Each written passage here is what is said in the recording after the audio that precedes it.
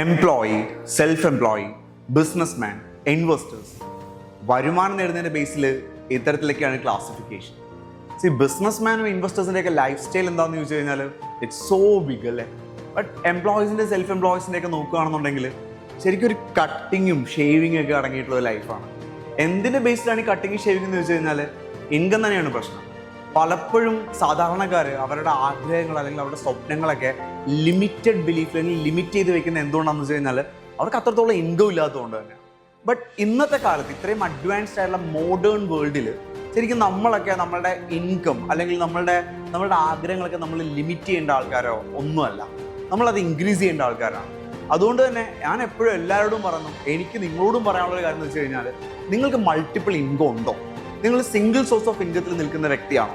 Single source of ഇൻകത്തിൽ നിൽക്കുന്നതാണെന്നുണ്ടെങ്കിൽ നിങ്ങൾ ശ്രദ്ധിച്ചാൽ മനസ്സിലാവും ആ ഇൻകത്തിൽ നിന്ന് തന്നെ. ഇപ്പം ചിലപ്പോൾ ഒരു വീട്ടിൽ ഒരാളായിരിക്കാം ഒരു ഇൻകം, അതല്ലെങ്കിൽ ഒരു വ്യക്തിയുടെ ഇൻകത്തിൽ നിന്ന് തന്നെ ആയിരിക്കാം എല്ലാ കാര്യങ്ങളും പോകുന്നത്. എക്സ്പെൻസ് ഒക്കെ നോക്കിയേ, മക്കളുടെ എഡ്യൂക്കേഷൻ, വീടിൻ്റെ റെന്റ്, ദെൻ പാല്, പത്രം, അങ്ങനെയുള്ള കാര്യങ്ങൾ, current bill, then EMIs, loan, medical എക്സ്പെൻസുകൾ, ഒരു കല്യാണമോ അല്ലെങ്കിൽ ഒരു ഹാർട്ട് അറ്റാക്ക് വന്നാൽ തന്നെ തീരാവുന്ന ഫിനാൻഷ്യൽ സ്റ്റെബിലിറ്റിയാണ് ഒരു സാധാരണ മിഡിൽ ക്ലാസ് ഫാമിലിക്ക് ഉള്ളതെന്ന് എപ്പോഴും നമ്മൾ കേട്ടിട്ടുണ്ട്.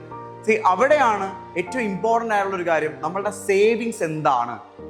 ഭയങ്കരമായിട്ട് നമ്മൾ ശരിക്കും തിങ്ക് ചെയ്യും, അല്ലെങ്കിൽ നമ്മൾ ശരിക്കും ഫെഡപ്പ് ആയി പോകും, ഡൗൺ ആയി പോലെ സേവിങ്സിനെ കുറിച്ച് ചിന്തിക്കുമ്പോൾ.